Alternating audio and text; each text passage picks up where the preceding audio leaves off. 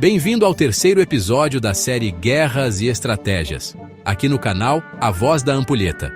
Curta, compartilhe, comente e prepare-se. Hoje mergulharemos nas sombras das guerras invisíveis, onde as balas são dados e as mortes são silenciadas. Essa é a guerra que ninguém vê, mas todos temem. É o universo dos espiões, dos segredos, das traições, onde informação é poder absoluto. Aqui, os exércitos não vestem farda. Eles se disfarçam de diplomatas, hackers, jornalistas, padres, mendigos ou CEOs. A espionagem é a arte de roubar o futuro. Imagine só por um instante uma guerra travada nas sombras. Uma guerra sem explosões ou tiroteios.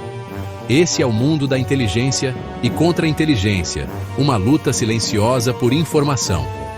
Conceitos principais. Inteligência é a obtenção, análise e uso estratégico de informação sensível. Contra-inteligência é impedir que o inimigo colete sua informação ou infiltre seus agentes. Desinformação é enganar o inimigo com informações falsas.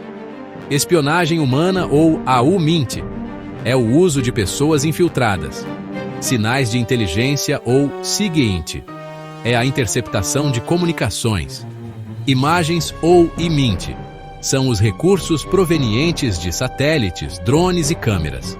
Cibernética ou CIBINT é a espionagem digital. Além dos conceitos, pode-se separar também em categorias. As agências e suas especialidades. Existem várias. Algumas são conhecidas e outras não. Vamos começar com a CIA, Agência Americana. Especialistas em operações clandestinas, derrubada de governos, infiltração total. A NSA dos Estados Unidos. Lida com espionagem global de comunicações, escuta de governos aliados e inimigos. FBI dos Estados Unidos. Lida com contra-inteligência interna. GRU e a FSB da Rússia. Especialista em sabotagem, assassinatos e manipulação política. Mossad de Israel é letal, eficiente e com licença total para matar e sequestrar em qualquer parte do planeta. MI6 do Reino Unido é a inteligência externa britânica. Os caras são o James Bond na vida real.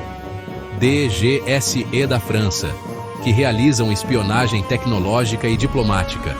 MSS da China, coleta de tecnologia estrangeira, vigilância de dissidentes. RAW da Índia e ISI do Paquistão, que são rivais em guerra fria regional. A Interpol é como uma polícia internacional, que trabalha em cooperação, mas também no jogo de poder entre estados. Todas elas jogam um jogo de altíssimo risco jogado por nações do mundo inteiro, onde o conhecimento é poder e os segredos são moeda de troca. Há vários exemplos históricos impactantes das atividades destas agências. Operação Paperclip se refere ao resgate de cientistas nazistas após e durante a Segunda Guerra. A própria CIA impôs um golpe no Chile em 1973, apoiando a derrubada de Allende. O Mossad executa a captura do nazista alemão, Eichmann, em 1960. O cara foi raptado na Argentina numa operação insana. A KGB adora envenenar com polônio, como fez com Alexander Litvinenko, no estilo espionagem russa clássica. Já a espionagem industrial chinesa está mais voltada para o roubo sistemático de tecnologia ocidental. Na espionagem clássica, existem alguns métodos bem comuns como criar dossiês baseados em chantagem sexual, comumente chamado de compromat. Existe também a ideia dos agentes duplos, que traem um lado, enquanto trabalham para outro. Há também a técnica romana de criptografia e decodificação. Existe também o chamado dead drops, ou seja, esconder dados em locais públicos. E há os métodos comuns, como os disfarces e as identidades falsas. As mensagens em objetos comuns, como livros, isqueiros, moedas, também foram bastante utilizadas. Outras técnicas de controle e engano se baseiam em criar operações de bandeira falsa, que se seriam missões feitas por um país fingindo ser outro, com o objetivo de culpar ou provocar conflitos.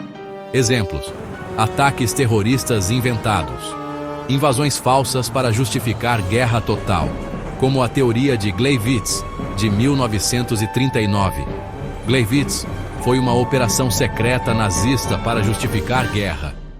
O chamado Incidente de Gleiwitz, 31 de agosto de 1939. Uma operação de falsa bandeira feita pelos nazistas para forjar um ataque polonês contra uma estação de rádio alemã.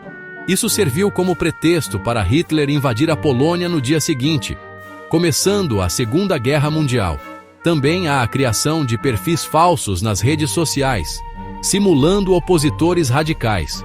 A Guerra Fria foi como o auge da espionagem. Nessa época, o planeta virou um tabuleiro de espiões. De Berlim a Buenos Aires, havia guerra subterrânea de agentes, interceptações e traições. A União Soviética e os Estados Unidos se infiltravam em sindicatos, partidos, ONGs e até igrejas. O mundo inteiro era uma sala de escuta. Outras operações chocantes: assassinatos seletivos e sabotagens. O Mossad assassinou cientistas iranianos em plena rua. Vários cientistas ligados ao programa nuclear iraniano foram assassinados em atentados misteriosos em plena luz do dia, nas ruas de Teherã. A Rússia envenenou dissidentes, traidores em Londres, na maior cara de pau. A CIA planejou matar Fidel Castro dezenas de vezes. A Ucrânia utilizou drones para assassinar generais russos. Há também a contra-informação ou lavagem narrativa, que se baseia na criação de fatos alternativos para confundir a opinião pública, disseminar mentiras junto com verdades para camuflar, criar crises internas para sabotar governos, plantar delatores falsos para destruir organizações. É bastante comum a espionagem nas empresas e universidades, onde diversos países executam o roubo de patentes, de pesquisas secretas e de tecnologias militares. Os agentes se infiltram como alunos, como pesquisadores e até como CEOs. Espionagem e terrorismo de Estado. Vários ataques terroristas foram usados como pretexto para repressão ou guerra. Alguns analistas sugerem que certos ataques o Estado literalmente deixou acontecer. Outros foram plantados para justificar leis autoritárias, como o Ato Patriota ou Patriot Act de 2001. Isso mostra que o inimigo às vezes é inventado pelo próprio Estado, e qualquer um que desafie essa lógica geralmente é condenado ou difamado. Os traidores internos, para esses países e agências, qualquer um que vaze informações consideradas sensíveis, passam a ser perseguidos. O maior exemplo disso foi Edward Snowden. Foi o cara que vazou os dados sobre a espionagem ilegal da NSA sobre o resto do mundo. Chelsea Manning foi quem revelou os crimes de guerra dos Estados Unidos. Ela era analista de inteligência do Exército dos Estados Unidos, que se tornou conhecida por vazar uma grande quantidade de documentos confidenciais para o site WikiLeaks em 2010. Esses documentos incluíam relatórios de guerra do Iraque e do Afeganistão, bem como mensagens diplomáticas do Departamento de Estado Estados Unidos. As informações reveladas expuseram detalhes sobre ações militares, práticas de tortura, abusos de prisioneiros e outras questões sensíveis. Manning foi acusada de espionagem e de violar a lei de espionagem dos Estados Unidos, sendo condenada a 35 anos de prisão. No entanto, em 2017, o presidente Barack Obama comutou sua sentença e ela foi libertada após cumprir 7 anos de prisão. O caso de Manning gerou controvérsia, com algumas pessoas a considerando uma heroína que lutou pela transparência e pelo direito à informação, enquanto outras a viam como uma traidora que colocou em risco a segurança nacional. O caso também levantou questões sobre privacidade, segurança e a responsabilidade de governos e cidadãos em relação à divulgação de informações sensíveis. Julian Assange foi quem intermediou tudo isso, divulgando informações através do jornalismo ético do WikiLeaks. Todos foram perseguidos por mostrar a verdade, processados e até presos. Outro caso interessante foi o do Daniel Ellsberg, do caso Pentagon Papers, de 1971. Ele revelou documentos secretos sobre a Guerra do Vietnã, mostrando que o governo dos Estados Unidos mentiu ao público sobre o progresso e a motivação da guerra. Durante o processo, descobriu-se que o governo Nixon cometeu ilegalidades para tentar destruí-lo, como invadir o consultório do psiquiatra dele para achar podres. Por causa dessas ilegalidades, o juiz anulou todas as acusações contra Ellsberg em 1973. Isso teve um impacto brutal que ajudou a abalar a confiança no governo americano e contribuiu para o fim da guerra, modificando a opinião pública a favor da informação verdadeira. Thomas Drake foi um ex-funcionário da NSA. Denunciou gastos excessivos, bem como a ineficiência e as possíveis violações da privacidade em programas de vigilância pós-11 de setembro. Ele foi processado sob a lei de espionagem. Já William Binney foi um dos arquitetos do sistema de vigilância da NSA. Deixou a agência e denunciou o uso inconstitucional da vigilância em massa contra cidadãos americanos. Grande crítico do programa PRIS-M, que também foi revelado por Snowden. Reality Winner foi uma ex-analista da inteligência da Força Aérea dos Estados Unidos. Ela vazou um relatório da NSA ao site The Intercept em 2017, revelando que hackers russos tentaram interferir nas eleições de 2016. Foi condenada a mais de 5 anos de prisão. Catherine Gunn foi uma ex-tradutora do GCHQ, Serviço Britânico.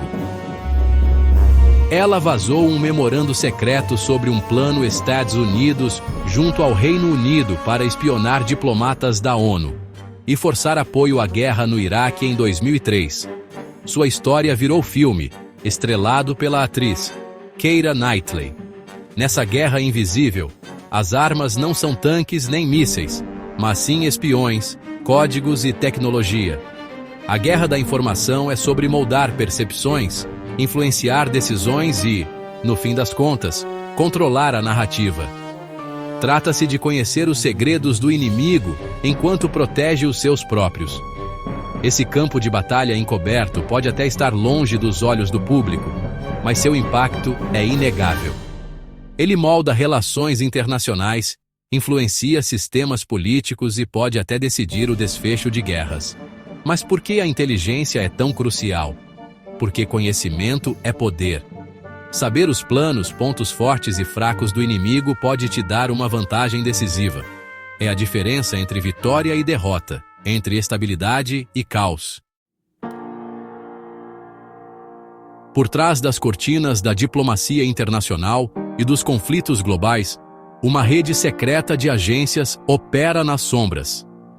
Essas organizações de inteligência, como a CIA, FSB, Mossad e MI6, têm a missão de coletar informações, realizar operações secretas e proteger os interesses de seus países.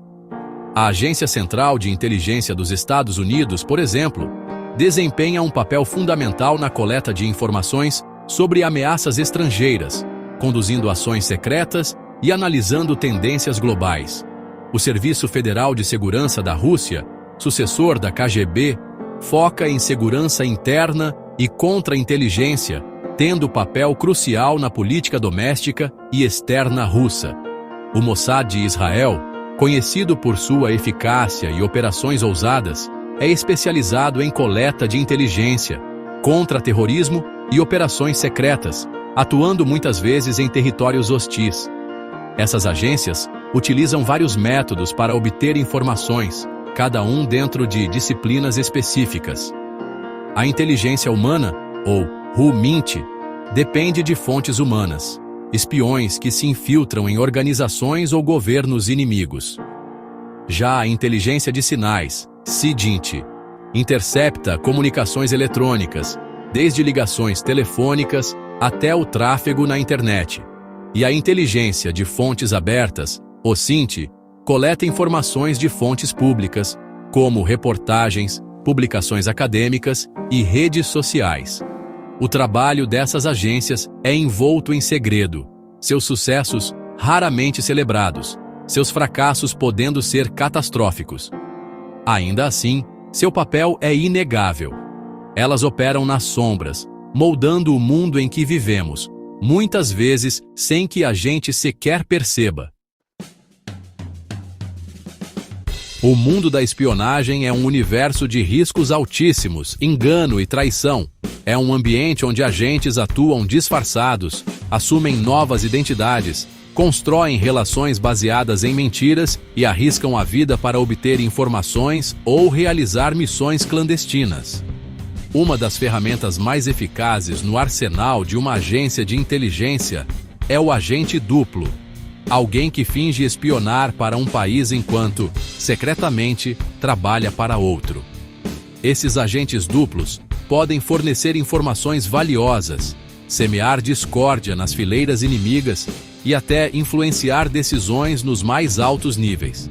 Por exemplo, Oleg Penkovsky, um oficial de inteligência soviético de alta patente, tornou-se agente duplo para o Reino Unido e os Estados Unidos durante a Guerra Fria. Ele ficou profundamente desiludido com o regime soviético, especialmente com a forma como os altos oficiais tratavam o povo e manipulavam informações.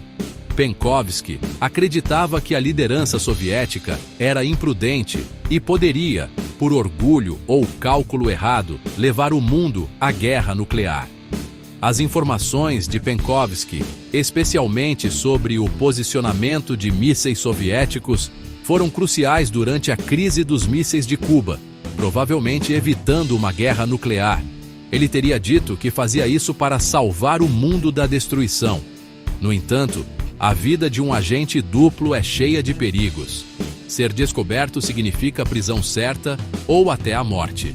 Aldrich Ames, ex-oficial da CIA, traiu seu país vendendo segredos à União Soviética.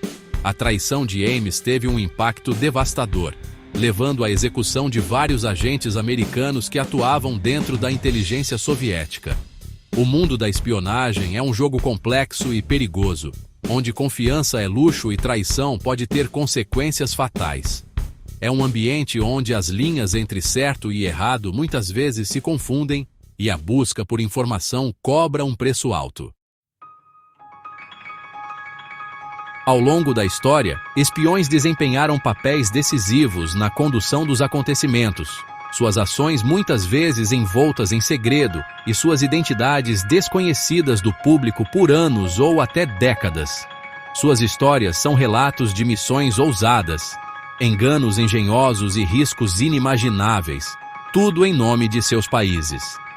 Pense, por exemplo, em Virginia Hall, uma americana que trabalhou com os serviços de inteligência britânico e americano durante a Segunda Guerra Mundial. Atuando na França ocupada pelos nazistas, ela escapou da captura enquanto organizava redes de resistência, abastecia as forças aliadas e coordenava missões de sabotagem, ganhando o apelido de Marie de Lyon e a duvidosa honra de ser chamada pela Gestapo de a espiã aliada mais perigosa. Tem também Richard Sorge, um oficial de inteligência soviético que atuou no Japão antes da Segunda Guerra Mundial. Fingindo ser jornalista alemão, Sorge conseguiu acesso aos altos círculos do governo japonês. Seu trabalho de inteligência, incluindo o alerta a Stalin sobre a iminente invasão nazista à União Soviética, foi fundamental para o esforço de guerra soviético. Esses são apenas 2 exemplos dos inúmeros homens e mulheres que atuaram nas sombras, moldando a história, com sacrifícios muitas vezes desconhecidos.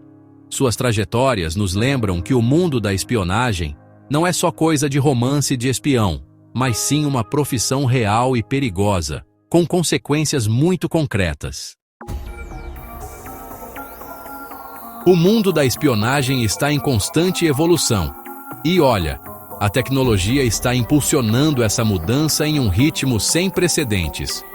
Desde a era da Guerra Fria, com dispositivos de escuta e pontos de contato secretos, até a era digital de hoje, com cyberataques e vigilância por satélite, A tecnologia revolucionou a maneira como as informações são coletadas, analisadas e utilizadas. A internet, por exemplo, se tornou um novo campo de batalha imenso para as agências de inteligência. A ciberespionagem, que é o ato de roubar informações ou causar danos a sistemas de computador por meios digitais, se tornou algo comum. Tanto estados quanto atores não estatais realizam ataques cibernéticos para roubar segredos militares, prejudicar infraestruturas críticas ou até mesmo semear discórdia entre os inimigos. O vírus Stuxnet, uma peça sofisticada de malware descoberta em 2010, é um exemplo marcante de guerra cibernética. Acredita-se amplamente que tenha sido um esforço conjunto dos Estados Unidos e de Israel, tendo como alvo instalações nucleares iranianas e causando danos significativos às centrífugas, usadas no enriquecimento de urânio. A era digital inaugurou uma nova fase da espionagem, em que as linhas de frente não são fronteiras geográficas, mas sim as redes digitais que conectam o nosso mundo. É um cenário onde as armas não são armas de fogo ou bombas, mas linhas de código, e as baixas não são soldados, mas sim informações e infraestrutura.